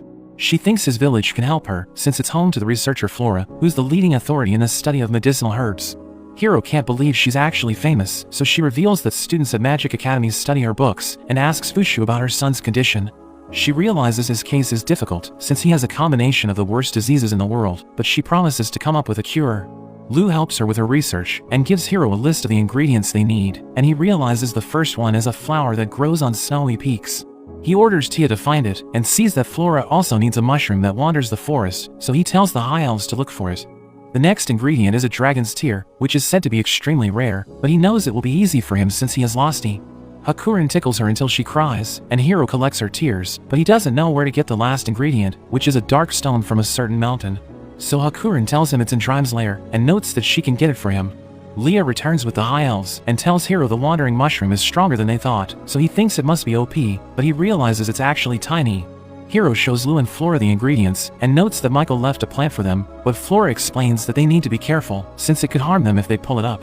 Hiro thinks it's a mandrake, so he covers his ears as they pull it up, but it doesn't make a noise, and releases a foul odor instead. The smell is so powerful that he's forced to leave the room, but Flora assures him it's harmless, and notes that he just needs a bath to get rid of the odor. Fushu continues to pray for several days, and Lu and Flora finally complete the cure, but they end up destroying their lab. They give Fushu the cure, and assure her it will save her son, so she promises to repay them in the future. She leaves with Vargrai, but Hiro tells Lu and Flora they need to handle the next issue, and we see that the statue is glowing because of all of Fushu's prayers. So he decides to keep it shut, and only plans to open it during times of prayer. After that, we see a couple of girls walking around the farm, and they stop as they see a strange tree. We learn that they're in an area where Hiro experimented with his almighty tool, and he recalls that he just imagined what he wanted to grow while he used it. But he had no idea what the plants looked like, so he was surprised to see how they grew fruits and vegetables. He doesn't remember what he wanted to grow when he planted the tree, and they see a fruit with a nut inside it. He realizes it's a walnut tree, and explains that they need tools to crack the shell, but Tia breaks it with her fingers. Mamu sees another tree, and realizes its fruit has seeds, so she crushes one of them, and Hiro realizes it's an almond. He finally recalls that he was thinking about mixed nuts when he did his experiment, and his friends see a plant with no fruit, so he pulls it up and shows them it has peanuts. He sees colorful fruit on a tree, and he doesn't recognize them, but he takes a closer look, and realizes something is sticking out of the bottom. He pulls it out, and after Florum crushes its shell, he realizes it's a cashew nut. Zabu eats the fruit, while Hiro roasts the nuts, and the girls tell him it's delicious. Tia and Hiro test a parachute, but Losty and Hakurin don't know what it is, so he explains that he can use it to survive if he falls off their backs. Tia isn't sure if their parachute can handle his weight, so he thinks they need to make it bigger, but the lion slime suddenly joins them, and tells Hiro it wants to go on a test flight. Tia throws it to the sky, and the parachute manages to handle its weight, but it suddenly jumps off. It survives the fall, but everyone wonders why it would do that. We see Yao in the Mountain Elves workshop, where her assistant Hetero asks her why she made a giant bowl, because they were ordered to make smaller ones. She thinks it's better than a regular bowl since it's bigger, but its shape doesn't hold, and Hetero tells her to make it smaller. We learn that they grew up together, and Hetero was supposed to be the leader of the elves, but she let Yao take the position, since she thinks she's better suited as an assistant. They've been enjoying their lives in the village ever since they got there, but Hetero thinks they should prove themselves to Hiro, and she knows that Yao is attracted to him. Hetero asks Yao about Hiro, so she notes that she respects him, and Hetero tells her they need to earn his favor, so she realizes she needs to catch his eye. Yao trains to lift heavy boulders, and thinks it's the best way to get Hiro's attention, but Hetero tells her she doesn't need muscles to attract him. She knows that the other residents are far stronger than her, but thinks she must defeat them to win him over, so Hetero realizes she doesn't get it, and decides to show her what she means. Yao shows Hiro how strong she has become, but he freaks out and tells her to put the boulder down, so she realizes she can't use strength to attract him. Hetero tells her they should work on other methods, but she continues to train, since she thinks he likes women with abs. Hetero tells her to train her lower body instead, and notes that she must do it for her people, but she starts to do push-ups to grow her chest, so Hetero tells her to stop being a meathead. Hiro's minions capture a group of harpies and angels, and he asks Gran Maria if she knows them, so she explains that she once asked for their help because her angels couldn't patrol the villages by themselves. The daughter of an angel leader, Kia, tells Hiro to let her go, and notes that they mean him no harm. but he wonders why they charged in aggressively, so she explains that they did it to preserve their people's pride. She scolds Grandma Maria for going against their customs, and notes that she didn't go through the trial to claim a husband, so Hiro realizes there's a misunderstanding. Grandma Maria explains that angels are a race of women, so they need to marry men from other races to multiply, but the men must first go through a trial to test their worth. She notes that the angels aren't supposed to live with him, since he still hasn't passed the trial, and he thinks they should explain this situation to Kia, but Grandma Maria knows she won't believe them, since she's extremely stubborn. He sets her companions free, and explains everything to them, telling them he won't punish them if they agree to serve Grandma Maria. The Harpies accept his offer, but the angels don't know what to do, and Grandma Maria knows that they don't want to betray their future leader. Hiro explains that he'll punish Kia for attacking the village, but he promises not to hurt her if the angels beg for forgiveness, so they apologize for their actions. He welcomes them to the village, but Kia still refuses to apologize to him, so Grandma Maria tells him to take on the trial, since it's the only way they can convince her to stop being hostile. Hiro asks Kia about the trial, so she tells him it comes in 5 parts, and the first one is a test of wealth, where he must give over 700 gold coins to the angels. She thinks his village is so poor that he can't give her anything of value, but he gives her a dark stone, and reveals that he also has crystals. She knows that the stone is already worth 1,000 gold, so she takes it and tells him he has passed the first round. She reveals that the second part is a test of intelligence, and explains that he must beat her in a game where they take stones each turn, and notes that whoever takes the last one loses. He easily defeats her, and she asks for a rematch, but she loses again, since he already knows the secret to winning the game. She explains that the third part is a test of strength, where he must defeat the person she assigns to him, and she thinks he won't pass since his opponent is extremely dangerous. But she notes that it's Lou, and Grandma Maria laughs since she knows it will be easy. Hiro takes Lou to the room, where he beats her at the look and point game, and he notes that he has passed the test. Kia explains that for the fourth part of the trial, he must deal with the impossible gatekeeper dragon, but Drime suddenly peeks through the window. Hiro explains that he's busy, so Drime flies away, and Kia can't believe he passed the test so easily. She notes that for the final test, he must win in heads or tails, and he knows it's a game of pure luck, so he just tosses the coin. He wins the game, but she cheats and tells him he has failed, so Tia steps in and threatens to beat her up if she tries to cheat again. After that, Tia explains that she stayed out of sight because she didn't want to scare Kia. She reveals that Kia is strict about the trials, since her mother simplified the tests to marry a man of low status, and everyone looked down on her because of it.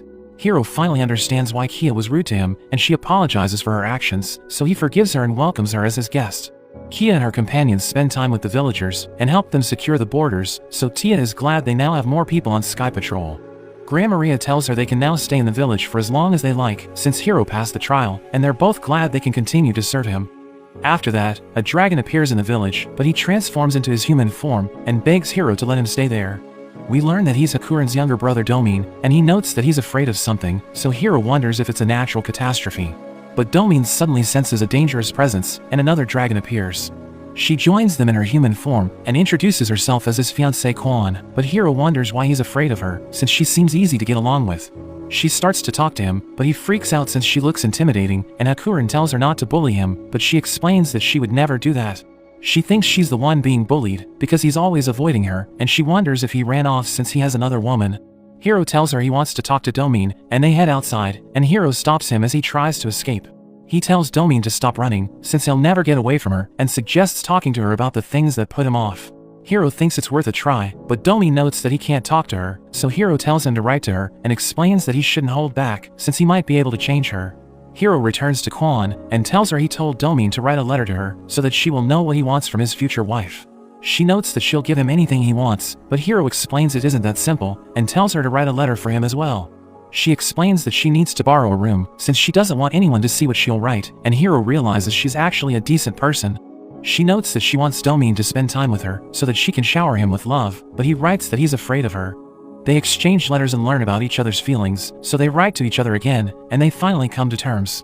They leave the village together, and Hiro is glad that they finally understand each other, but Hakuren tells him she might write a letter to him, and refuses to tell him what it will be about.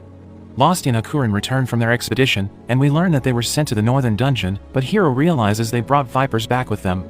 Anna and the other maids cook the vipers, and as everyone eats them, Latha notes that their team saved the giants in the dungeon. She adds that they found a place filled with hot water, and Hiro thinks it must be a hot spring, so he decides to send another expedition immediately. His friends don't understand why he's in a hurry, since they don't need the hot water, so he tells them the benefits of bathing in hot springs, and convinces them to form a team. Lou is surprised that he's also on the team, and wonders why he made Zabu prepare an outfit for him, so he explains that it's because the expedition is special. He notes that they must proceed with caution, but Vargrai suddenly appears, and Hiro allows him to join them.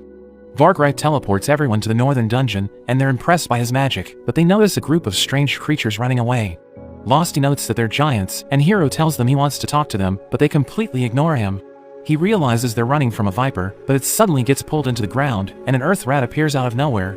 It charges toward Hiro, but Losty and Hakuren send it flying, and the others blast it with their spells.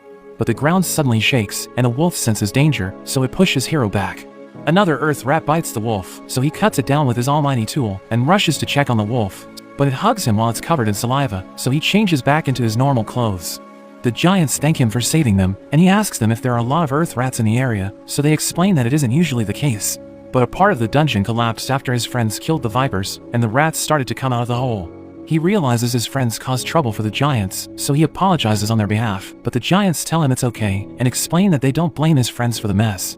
He wants to seal the hole, but Tia explains that it's better to just eliminate the threat, and they divide into 2 teams, so that they can clear the hole and find the hot spring at the same time. Hiro's team searches the area, and Leah senses that they're close to the water source, but a giant bear suddenly appears behind them.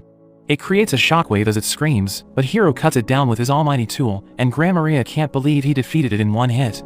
They reach the hot spring, but Hiro realizes it looks nothing like he expected, and thinks it's so hot that they can't even touch it. He wonders what's keeping the water hot, since there are no active volcanoes in the area, so Tia tells him it's because of the stones. She burns a stone and tells him to touch it, but he realizes it isn't hot.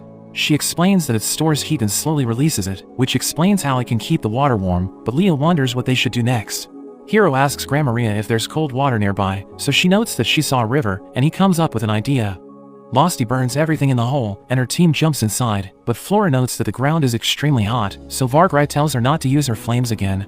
They start to explore the tunnel, but they stop when they see 2 separate paths, and decide to split up. We return to Hiro, as he connects the hot and cold water sources, and prepares to build the bath, but his friends wonder why he would do that, since they already have an excellent bath in the village. Kia joins them, and Hiro tells her to help them carry lumber across the river, so she uses her magic to get the job done, and the lizard men start building the hot spring. Lou and Flora continue to explore the tunnel, and they think about turning back, since there seems to be no end in sight. But Losty is against it, since she doesn't want to return empty-handed. They see a strange boulder with writing on it, and they realize they can return to the surface, but a group of undead creatures suddenly descends toward them. Losty scorches them with her flames, but she accidentally sets the forest on fire, so Tia helps the sisters get everything under control. After that, Losty apologizes for causing trouble, but Hiro tells everyone he has finished the hot spring, and notes that he's separated the women's bath from the men's. That evening, the girls take a bath together, and they enjoy the experience, so they decide to go there whenever they need to relax. We see the angels in the sauna, where Kia notes she needs to find a worthy husband, since she's their next leader. She thinks Hiro is perfect for her, but she knows it's too late since he's already married, and she considers marrying Alfred when he grows up, but they think she's ridiculous since he's still just a baby. We see the leader of the undead in the tunnels, but Hakuren suddenly kicks its head off, and her companions watch her as she defeats its minions. Its head returns to its body, but she continues to attack it, and it begs her to stop, but she doesn't listen and ends up burning it with her fire. The next day, Vargrai's team heads to the hot spring, and he tells Hiro how Hakuren defeated the undead leader. Hiro asks him about the girl they brought with them, so he reveals that she's the undead leader, and explains that she transformed after Hakuren defeated her. He notes that she lost her memories, and thinks she's no longer a threat, so he decided to take her with them. Hiro asks for her name, so she tells him to call her Urza, but notes that her name is the only thing she remembers. In a flashback, we see Urza as she awakens from her slumber, and she doesn't recall how she ended up as the undead leader, but she receives an order to break the seal on the land. She decides to do it since she has nothing better to do, and summons golems to help her complete her task. They dig a tunnel and reach a black stone, which is one of the cursed objects she's looking for, but she senses more of them, so they continue to explore the area. She finds a cave filled with skeletons, so she raises them as her minions, and they help her dig the tunnel. The earth rats join her cause, which makes her happy since they're excellent diggers, and after they dig for decades, they finally find the second black stone. They start to celebrate, but they suddenly see an explosion, and Hakuren appears out of nowhere to beat them up. She wakes up as a girl, and she can't remember anything, but Vargrai's team shows her the outside world. Back in the present, Hiro decides to let Urza stay in the village until she regains her memories, and Kia notes that her name sounds familiar, since the legendary Hero Queen also goes by that name. Anna thinks Urza needs a bath, so Hiro allows them to use the hot spring, and tells Vargrai to take a bath as well. As Vargrai enjoys the hot spring, he tells Hiro what they found in the tunnel, and thinks the earth rats won't cause trouble since Urza is gone, but he suggests sealing it off for the safety of the giants. Anna watches over Urza as she takes a bath, and Hakuren prepares to join them, but Urza doesn't like her, so she runs off. After that, Kia tells Hiro she needs to return to her kingdom, since she needs to do her duties as the priestess, and she promises to come back when she's done. Hiro and his friends return to the tunnel, and they show him the black stone they found, but he notices it's releasing a dark energy. He realizes he's the only one who can see it, and thinks it looks suspicious, so he hits it with his almighty tool. It returns to the stone, and he tells everyone about it, so Hakuren prepares to destroy it. But Losty stops her, since she knows it's extremely durable, and she thinks they might destroy the tunnel if they try to break it. Hiro notes that he wants to try something, and he carves a statue of God, which purifies the dark energy. Lou wonders what they should do with the statue, so he tells her they'll just bury it, but Vargrai thinks they should protect the god of creation. He helps Hiro make statues of gargoyles that come to life when someone approaches the god's statue, and he thinks there are other black stones in the tunnel, so he suggests purifying them as well. Before he leaves with Lou, he tells Hiro to look after Losty and Hakuren, but Hakuren suddenly takes off, so he wonders what's wrong with her. Losty apologizes for being useless, and notes that she even burned down the forest, but he tells her it's okay, and thinks it's his fault for sending her to such a dangerous place. She tells him not to take the blame, since he didn't do anything wrong, and she reveals that she and Hakuren are upset, because he apologized on their behalf. She notes that they were the ones who destroyed the dungeon, and tells him important people shouldn't apologize so easily, so he accepts her point and thanks her for her help. He talks to Hakuren, and tells her it's difficult to stand in for everyone, since he needs to make sure they aren't causing trouble. She tells him to forget about it, and notes that he gets to call the shots as their leader, so he just thanks her and praises her for everything she's done for him. Vargrai returns to the tunnel with Hiro's friends, and they see another black stone, but he thinks they can find more if they dig even deeper. Flora uses her explosives to clear a path, but they barely make progress, so she considers using a stronger formula. But the others are against it since it could destroy the tunnel, and they decide to do it the hard way. After that, Vargrai tells Hiro about the other black stones that they found, and as he looks at the spots where the team found them, he guesses the locations of the other stones. He realizes his friends are exhausted, so he asks them if they need help, but they don't want to trouble him, and Vargrai notes that they should check the spots marked by Hiro. They dig from the top and encounter problems along the way, but they push themselves to their limits, until they finally find the stones they're looking for. Vargrai returns to Hiro, who's glad that they've finally completed their task, but he realizes his friends are in terrible shape, so he thinks he must reward them. Vargrai tells him to carve statues on the stones, but notes that there are other gods besides the creation god, so they should make statues for them as well. Hiro holds a feast for everyone, and thanks his friends for working hard, but Tia notes that she wanted to beat Vargrai up. Gran Maria tells her to just drink it away, and we learn that after Hiro carved the stones into statues of gods, he noticed that the dark energy vanished, so he hopes all is well. Beazle explains that he's been busy lately, but he now has free time, and he reveals that he brought Gratz with him because he wanted to see Roanna. Beazle tells Hiro about the Demon Lord's General Randon, who drinks with Drime, but accidentally spills his drink on him. He immediately apologizes for what happened, but Drime tells him it's okay, and they continue to have a good time. Vargrai notes that he enjoyed the hot spring, and he's glad everyone's having fun, but he asks Hiro about a cat he's never seen before.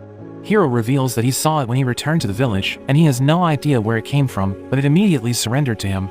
He explains that no one knows anything about it, but notes that it seems harmless, and he hopes it stays in the village. We learn that the cat is actually the Archfiend, an evil creature sealed by the gods for thousands of years, and it longed to exact revenge on them. It made preparations for its revenge plan, and created small cracks in the seal, but Hiro carved the statues of the gods, which made the seal even stronger. The Archfiend experienced a world of pain, which made it lose consciousness, and it suddenly found itself in the cat's body. It saw Hiro, and realized it had lost all of its powers, so it surrendered itself to him. The goddess of agriculture asks the god of creation what they should do about the Archfiend, and he notes that it will live its years as a cat, but it will soon return to its original form. She reminds him how he accidentally put Hiro in the Forest of Death, but he notes that Hiro has achieved a lot thanks to him, and tells her to free him from his 300-year punishment. She decides to set him free, so he immediately gets back up, but suddenly falls over from a cramp. She hopes Hiro has a good future ahead of him, since he helped them deal with the Archfiend, but she realizes his statue of her looks like an old man, so she wants him to fix it.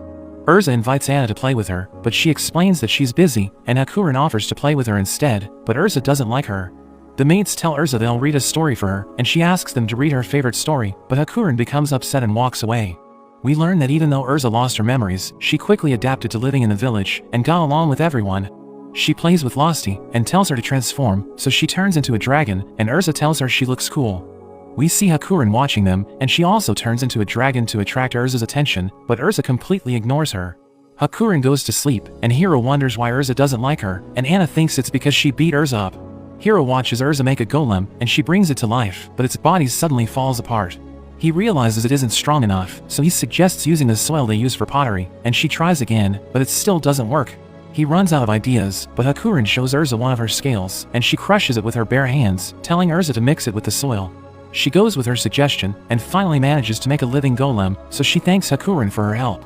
They start to get along, and watch the golem chop logs for them, but Lou wonders how they made it, so Hiro explains that they used Hakurin's powdered scales. She can't believe they used dragon scales, because they're among the most precious materials in this world. But he tells her they fall off whenever Hakurin and Losty transform, so he already has a room full of them. She thinks he should get rid of them, since the world would spiral into chaos if everyone learns about them, but she's glad Hakurin and Urza are having fun. After that, Hiro sees the mountain elves testing a catapult, and he wonders what they plan to use it for, but Yao explains that they just want to throw things around. Hitaro thinks they should make it bigger, since it would become more effective as a weapon, and Yao notes that it's perfect for invasions, but Hiro tells them he doesn't like violence. He wants them to make a pressure cooker instead, so they come up with a design and give it a try, but they realize that the steam still gets out. They decide to get rid of all the gaps, but the lid pops off, so Yao thinks they need to make it stronger. She shows Hiro their new prototype, and notes that the steam will never escape, but the lid starts to break as the pressure builds inside. She hits it with her hammer, but it causes an explosion that launches the lid to the ceiling, and she thinks they can use it to fend off enemy attacks. After that, the mountain elves make a massage chair, and they decide to test it on a pumpkin, but the chair smashes it into pieces. Hitaro reveals that Yao wasn't satisfied with the pressure, so they made it stronger, and Anna thinks they need to adjust its positioning, but Hiro doesn't even want to try it since he thinks it would break his bones. He shows Yao a blueprint, and explains that he wants them to make springs that will make beds softer. But they end up making giant springs instead, so he thinks about using them for carriages. The elves buy a carriage from Michael, and they install the springs above the axle, but they're worried that the carriage might break since the springs are too weak. Yao tells them not to worry, since they can make the springs stronger, and they show Hiro their finished product. They decide to test if it works, so they raise the carriage and push it down a ramp, and the springs absorb the impact as it hits the ground. But it's launched into the air, and Yao panics as her carriage bounces around. Hitaro reveals that they used powdered dragon scales to make the springs tougher, and Yao thinks they should improve it to make it fly higher. But Hiro is against the idea, and they decide to use plate springs instead of coils, which made traveling on carriages smoother. Hiro has a meeting with the others, but they can't decide what to do for the next festival, and he tells them to write their ideas so they can draw lots. He gets the sliding contest, but he has no idea what it is, so Florum explains that it's an event where the participants slide down hills and crash into each other during the race. He doesn't like it since it's too dangerous, so he changes the rules to make it a safe contest, and helps dig a giant hole to create a sliding course. They complete it after several days, and Florum notes that it looks better than she expected, so she thinks the festival will be a massive success. Everyone gathers for the festival, and Florum welcomes them to the sliding contest, where participants will jump from the ramp, and the one who covers the most distance wins the game. The first contestant is Roanna, and we learn that Hiro told Zabu to make swimsuits for the girls, since he knew they would get wet.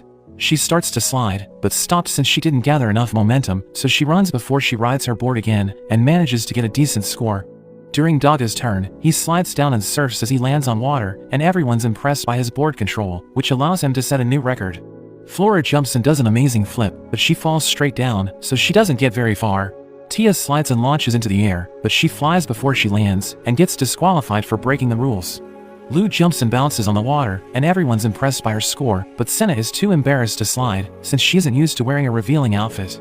Hiro finds her strange, since her swimsuit isn't that different from her usual attire, and everyone cheers her on, which gives her the courage to slide into the water.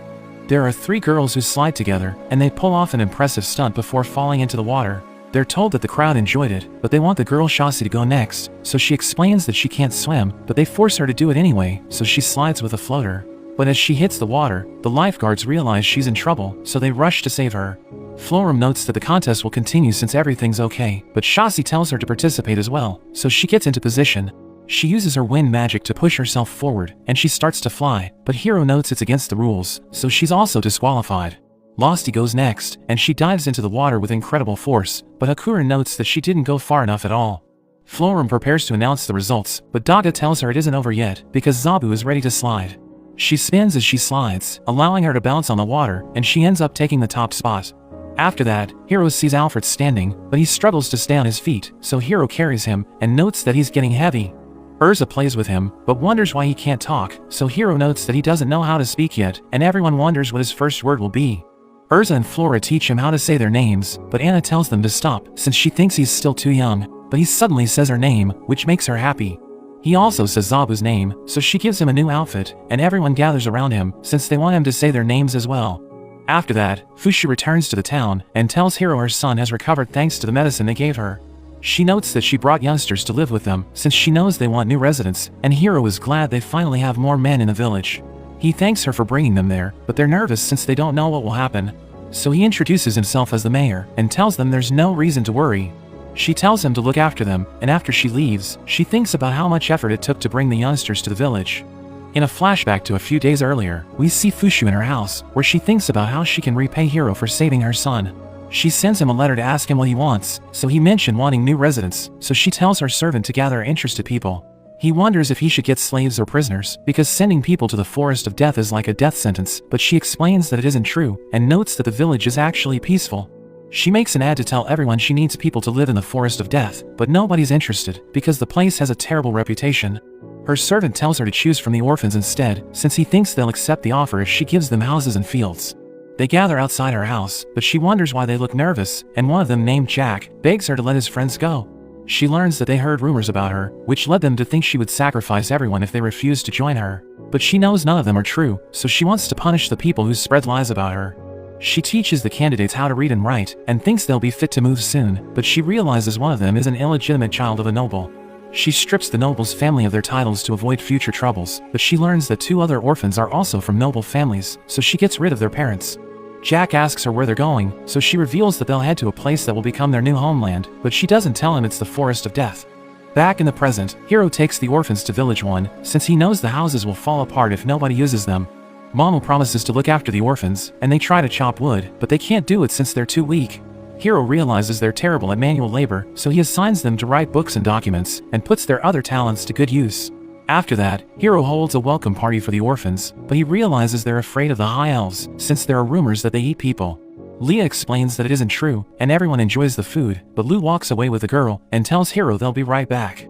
They return after a minute, but he realizes Urza is behind them, and wonders why she's holding a sword. Losty and Akurin notice a girl staring at them, and they think she must be a dragon maiden, since she seems to know about their true nature. They know the maidens can calm dragons, and they decide to talk to her, but she's afraid of them since she knows they're dragons, so Hiro assures her they won't hurt her. Hiro sees something in the distance, but he's confused since he's never seen anything like it. He tells Gramaria and Tia about it, so they reveal that it's a flying castle, and explain that they've been keeping an eye on it since it's been moving closer to their village. He wants to get close to it to check it out, but Lou tells him it's dangerous, and a hologram of a demon suddenly appears before them. He introduces himself as Kazudin, the owner of the castle, and threatens to conquer the village, so Hiro throws his divine spear at it. He destroys a part of the castle, and Gramaria tells him to adjust his aim, but Kazudin suddenly begs for mercy. He reveals that the flying structure is called the Sun Castle, and it was home to the demigods who helped humanity 1,000 years ago, but his ancestors drove them out, and left him with the castle. Hiro wonders why he headed for the village, but he explains that the castle moves automatically, and even gives orders to its residents, so he has no choice but to go along with it. He explains that he just threatened to invade the village since he wanted to look cool, but he asks for forgiveness and ends his transmission. After that, Hiro and his friends discuss what to do with the castle, and he explains that it's too risky to shoot it down, since the monsters inside it could invade the forest. Lou suggests taking control of it, and Tia and Gramaria offer to investigate it, since they think only angels can control it. Tia reveals that angels were once called demigods, and explains that their ancestors invented the name because they were full of themselves, but she wants to put an end to it since she doesn't like it. Hiro's friends divide into teams to infiltrate the castle, and he sets up a command center after they leave, but he realizes he doesn't need to do much, since he knows they can take care of everything. He sees explosions in the castle, and the kids realize he's bored, so they decide to play with him while he waits for his friends to finish. Tia and Gramaria return with Kazudin, but they force him to strip and bow before Hiro, who feels sorry for him, so he invites him to eat with them. Kazudin is amazed by their food, and explains that he and his people can't leave the castle because of the monsters, so they eat nothing but dungeon potatoes. Hiro takes pity on them, so he gives Kazudin rice balls, and notes that he can take the entire crate to his people so they can eat well. Hiro asks Tia about the castle, so she explains that it might take time to conquer it, because the situation is complicated. Kazudin notes that it will be easy for her since she's a demigod, but she becomes upset, and tells him to call her an angel instead. The next day, Beazle visits Hiro, and as they enjoy tea together, Hiro wonders if the Sun Castle belongs to the demonic kingdom. Beazle explains that it isn't the case, and notes that they have no record of Kazudin's ancestors, so he knows they aren't from the kingdom. After he leaves, Losty and Hakurin give Hiro the signal to attack, so he throws his divine spear, which destroys the rocks under the castle. Hakurin returns to him and tells him to ride on her back, and as they approach the castle, he realizes the air is different since it's filled with magic. They reach the central castle, and he realizes it looks abandoned, but he notices a man and a girl, and they argue over what to do with the girl's monster. He knows they're just putting on an act, since they waited for him to notice them before they argued, so he tells the girl she can keep the monster as her pet. Kazudin invites him to the throne room, where he realizes a talking crystal is controlling the castle, and Kazudin reveals that he tried to take its place, but it wouldn't accept him as its leader. It notes that it will only follow a demigod, so Hiro tells Tia and Gran Maria to take the throne, but they explain that they can't do it since they're just angels. The crystal realizes they're demigods, and Hiro explains that they want to be called angels, but it continues to call them demigods anyway. They attack it at the same time, and it becomes scared since it's about to crack, so it quickly changes how it addresses them. It asks Kazudin about the person who destroyed the rocks under the castle, and he notes that it was Hiro, so it realizes how dangerous he is. It's afraid of Hiro and his friends, and realizes that Kazudin isn't as scary, so it accepts him as the new ruler. Hiro is glad he can finally control the castle, and the crystal reveals that when dragons gather around a dragon maiden, the castle flies toward them since it's bound by a pact. Hiro wonders if the pact is still in effect, and the crystal tells him it has been fulfilled, so the castle will stop bothering the village. Hiro and his friends look around the castle, and they realize the demons all live in one section, but they don't look healthy because they only eat potatoes.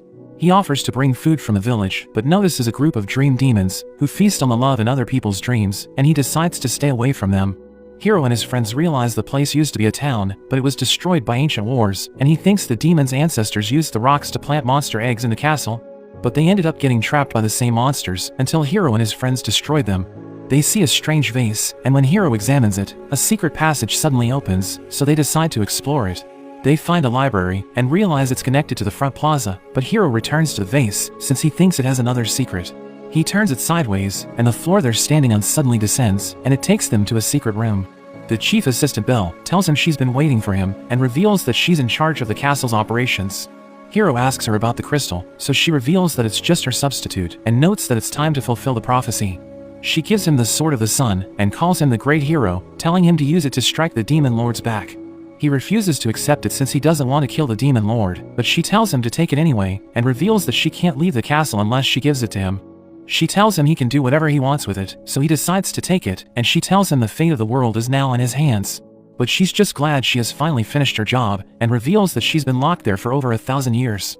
He buries the sword in the ground, and thinks it makes her sad because it was important to her, but she doesn't care since she hated the job anyway. She gets angry at the crystal because it didn't maintain the castle while she was away, and she wonders why they're low on fuel reserves. The crystal explains that the human king who built the castle passed it on to prodigal nobles, who sold the fuel to pay for their expenses, but it still wasn't enough, so they sold the castle to the angels, who used the supplies for their war. She explains that if they run out of fuel, the castle will crash to the ground, and she thinks nobody will survive since they have no landing gear.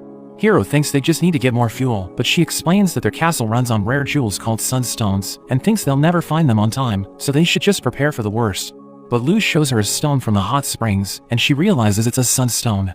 Lu explains that they aren't as rare as they used to be, and Hiro tells Daga and Hakurin to get the stones for the castle.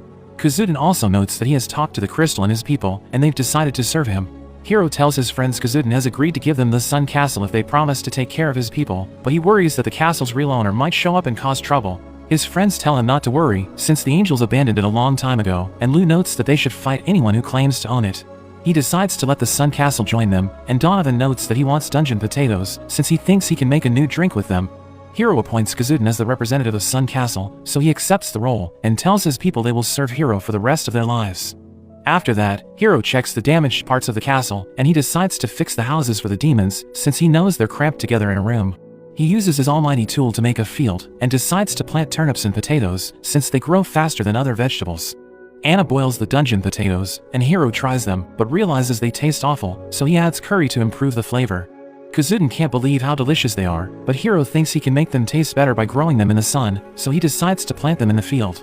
Daga and Hakurin give Belle the sun stones, and she thinks they can now rule the world, since the stones will strengthen the castle's weapons. But the crystal reveals that the prodigal nobles had already sold their weapons, so the angels had to use their castle like a battering ram during the war. After that, Yao and the mountain elves invent a hot air balloon, and she explains that it can take people to the castle.